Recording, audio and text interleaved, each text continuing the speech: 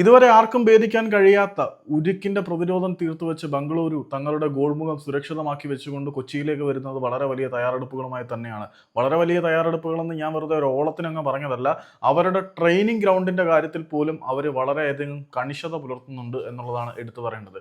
എന്താണെന്ന് ചോദിച്ചു കഴിഞ്ഞാൽ, സാധാരണഗതിയിൽ ടീമുകളുടെ ഫൈനൽ ട്രെയിനിങ് സെഷൻ നടക്കുന്നത് എതിരാളികളുടെ ടീം പ്രൊവൈഡ് ചെയ്യുന്ന അവേ ഗ്രൗണ്ടിനോട് ചേർന്നിട്ടുള്ള ട്രെയിനിങ് ഗ്രൗണ്ടിലായിരിക്കും. പനമ്പള്ളി നഗറിലൊക്കെയാണ് എല്ലാ ടീമുകളും വന്നിട്ട് ഫൈനൽ സെഷൻ ട്രെയിനിങ് നടത്തുന്നത്. അത് കേരള ബ്ലാസ്റ്റേഴ്സിന്റെ ഹോം മത്സരം കളിക്കാൻ ഇവിടെ വന്നിട്ടുള്ള പഞ്ചാബ് എഫ് സി ഉൾപ്പെടെയുള്ള ക്ലബ്ബുകളെല്ലാം അങ്ങനെ തന്നെയാണ് ചെയ്തിരുന്നത് എന്നത് നമുക്കറിയാവുന്ന കാര്യമാണ്. പക്ഷേ ബംഗളൂരു എഫ് സി വളരെ കണിശതയാർന്ന ഒരു തീരുമാനം എടുത്തിരിക്കുകയാണ്. കേരള ബ്ലാസ്റ്റേഴ്സുമായിട്ടുള്ള മത്സരത്തിന് മുന്നോടിയായിട്ടുള്ള അവരുടെ അവസാനത്തെ വട്ട ട്രെയിനിങ് സെഷൻ നടത്തുന്നത് അങ്ങ് ബാംഗ്ലൂരിൽ വെച്ച് തന്നെ ആയിരിക്കും. അത് മാത്രവുമല്ല, സാധാരണഗതിയിൽ ലാസ്റ്റ് ട്രെയിനിങ് സെഷനിൽ ആദ്യ 15 മിനിറ്റ് മീഡിയ ആക്സസ് കൊടുക്കാറുണ്ട്. പക്ഷേ കേരള ബ്ലാസ്റ്റേഴ്സിനെതിരെയുള്ള മത്സരത്തിന് മുൻപുള്ള അവസാനത്തെ ട്രെയിനിങ് സെഷൻ കൊച്ചിയിൽ വെച്ച് നടത്തുന്നില്ല എന്ന് മാത്രമല്ല, ബംഗളൂരിൽ വെച്ച് നടത്തുന്ന അവസാന ട്രെയിനിങ് സെഷനിൽ മീഡിയയ്ക്ക് യാതൊരു വിധത്തിലുള്ള എൻട്രിയുമില്ല. ക്ലോസ് ഡോർ ഫൈനൽ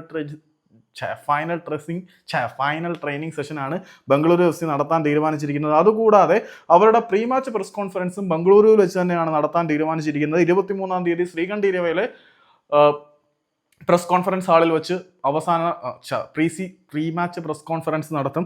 അതുകൂടാതെ അവർ വ്യാഴാഴ്ച വൈകുന്നേരം മാത്രമായിരിക്കും കൊച്ചിയിലേക്ക് തിരിക്കുന്നത്. അവരുടെ അവസാന വട്ട ട്രെയിനിങ് സെഷൻ ബംഗളൂരുവിൽ അടച്ചിട്ട സ്റ്റേഡിയത്തിലായിരിക്കും. കൊച്ചിയിൽ വന്നിട്ട് യാതൊരു വിധത്തിലുള്ള ട്രെയിനിങ് സെഷനുകൾക്കും അവർ നിൽക്കുന്നില്ല.